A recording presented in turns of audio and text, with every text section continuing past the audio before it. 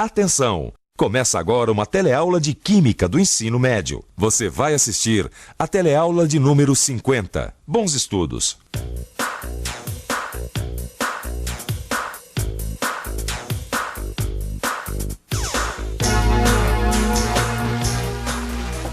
Olha só, Maristela, que interessante. Estão desenvolvendo um projeto de plástico biodegradável. Plástico que se decompõe? Aham.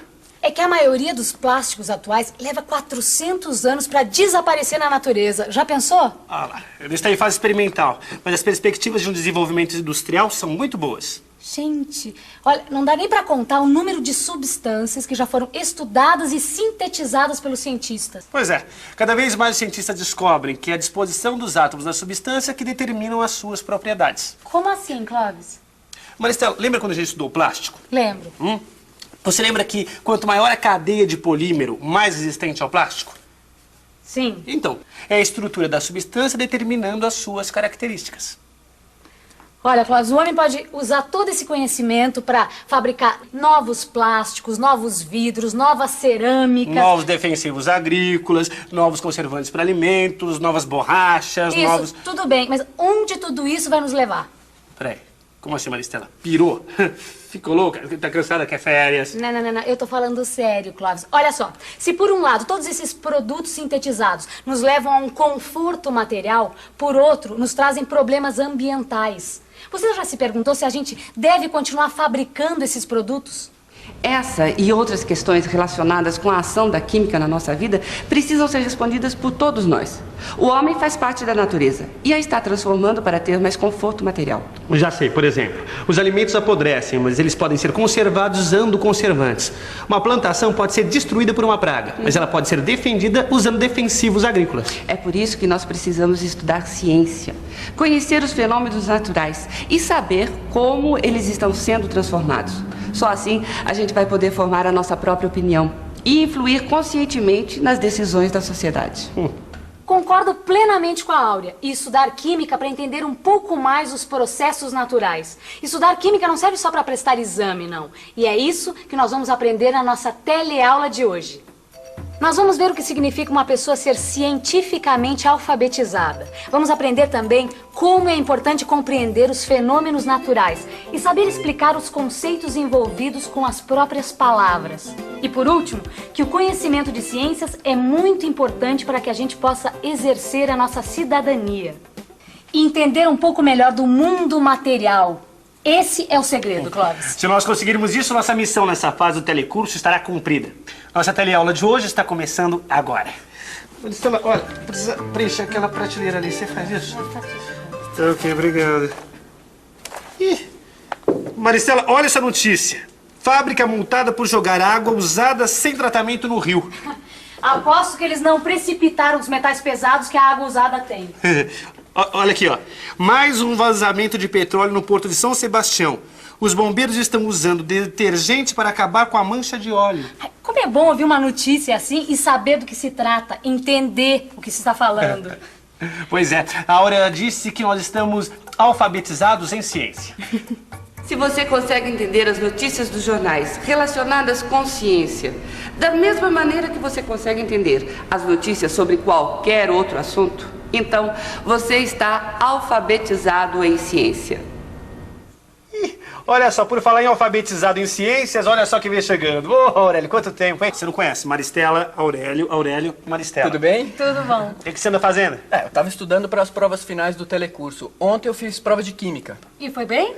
Sabe que eu não sei te dizer? Peraí, como assim? Se respondeu tudo, foi bem. Se não respondeu, foi mal.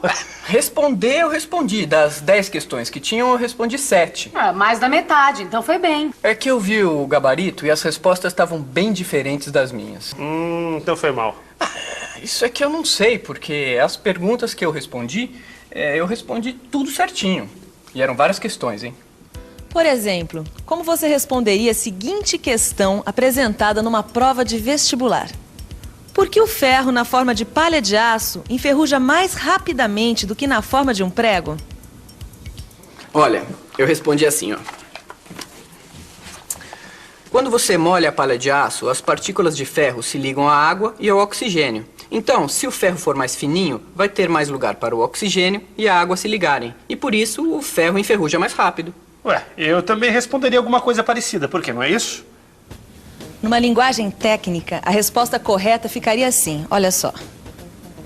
O ferro na palha de aço tem superfície maior do que no prego. Existe um contato mais íntimo entre as moléculas de oxigênio da água e os átomos de ferro. Portanto, a velocidade da reação é maior. Essa é a resposta do gabarito, mas a resposta do Aurélio também está certa. Ele explicou o fenômeno de uma forma diferente, mas também correta. Isso é o mais importante. Portanto, nada de decorar. É importante que você use o raciocínio e entenda os fenômenos antes de qualquer coisa.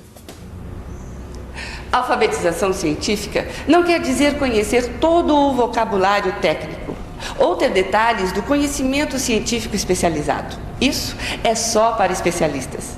Você pode se considerar alfabetizado em ciência se entender os processos de mudança do mundo. Olha, por que vocês não fazem um teste também? Uma outra questão. Ah, é legal. Legal, Maristela. Toma. Papel, caneta. Vamos lá. Olha lá a questão, hein? Cite 3 propriedades dos metais que os diferenciam das substâncias simples não metálicas. 3 propriedades dos metais? Ah, é fácil. Tá. Por que você não faz aí em casa também? Isso a gente já aprendeu na nossa teleaula. Não vale colar, tá? Tá bom. Pronto, acabei. Aí. Tá acabando ali. Tá. Eu vou ler a minha, tá? Vai. Quando a gente põe o metal no fogo, ele esquenta rápido. Também é fácil passar eletricidade por um metal. E dá para fazer fio e chapa com metal. Com oxigênio, carbono, nitrogênio, cloro, que não são metais, não dá para fazer nada disso. Olha, eu respondi assim, ó. Eu disse que o metal é usado para conduzir eletricidade, é brilhante e passa calor muito rápido. Eu falei também que o metal pode ser transformado em partículas com carga positiva. E você? Eu respondi mais ou menos como vocês. Então lê o gabarito para nós. E confira você também.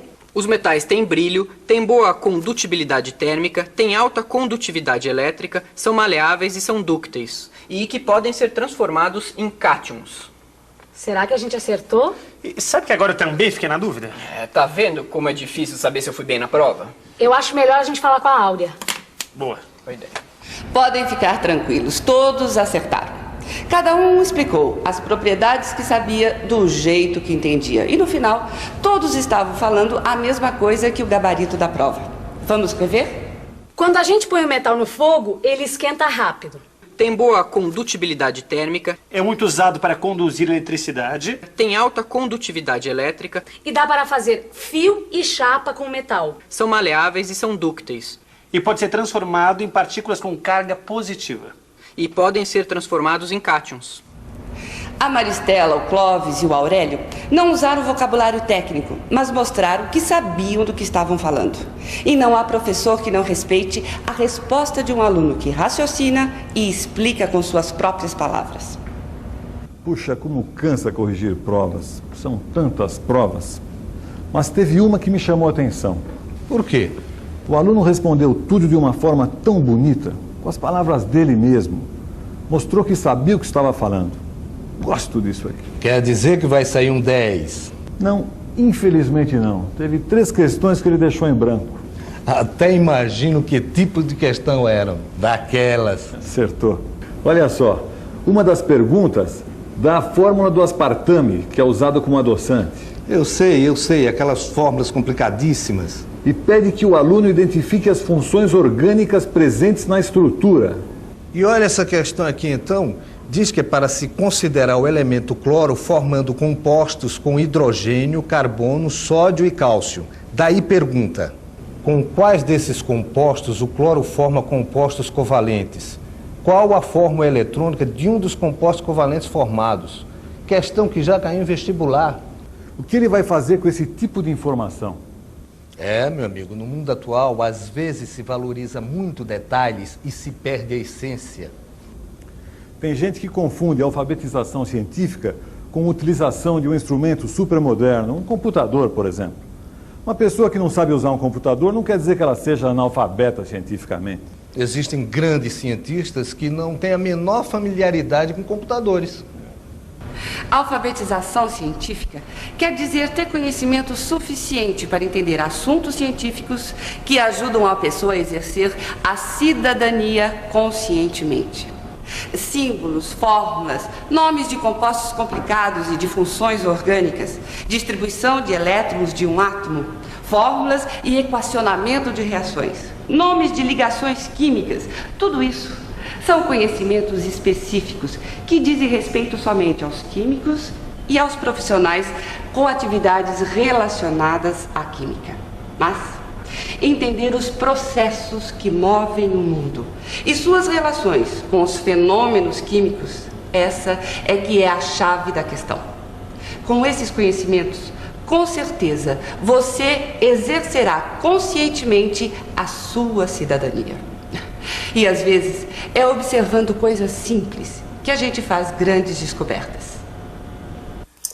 Olha só, Clóvis, quantos tipos diferentes de grãos e pedrinhas tem nesse cascalho que eu comprei para colocar no meu aquário novo. Olha só, tem amarelinhas, pretas, incolores, ó, verdes, marrom.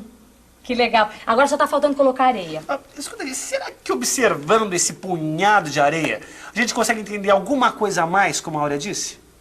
Olha, de cara, observando esse cascalho, dá pra perceber que eles têm formatos diferentes. Olha aqui, ó, tem redondas, angulares, com arestas. Pois é, apesar deles terem formas diferentes, eles fazem parte de um mesmo ciclo que atua em todo o planeta.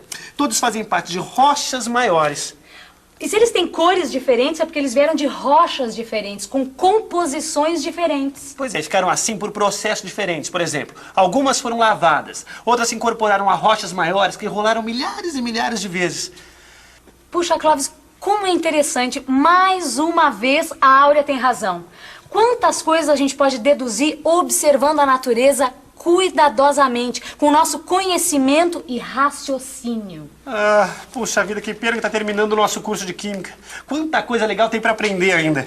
Mas eu acho que a primeira fase do nosso curso foi bárbara. A gente aprendeu tanta coisa. Mas o mais importante é usar a cabeça para entender Química e compreender melhor o mundo que está à nossa volta. O nosso curso foi bárbaro, você não achou? E atenção, se liga aí que é hora da revisão. Nessa última teleaula do curso de Química, você aprendeu o que é ser alfabetizado em ciências. Aprendeu também quando devem ser usados os termos técnicos e quando os termos comuns bastam. E também quem precisa saber termos técnicos e quem não precisa. Aprendeu também a observar os fenômenos e a explicar os processos com suas próprias palavras. E para fechar o curso com chave de ouro, você compreendeu que o mais importante é procurar entender os fenômenos naturais e como o homem está interferindo nesses fenômenos. Isso é importante para se posicionar na vida e exercer a nossa cidadania de forma consciente. Bem, agora é com você. O conhecimento é a arma mais importante que uma pessoa pode ter. E se você souber usar esse conhecimento para se posicionar na vida, a nossa missão estará cumprida. Então até a próxima descoberta. Tchau.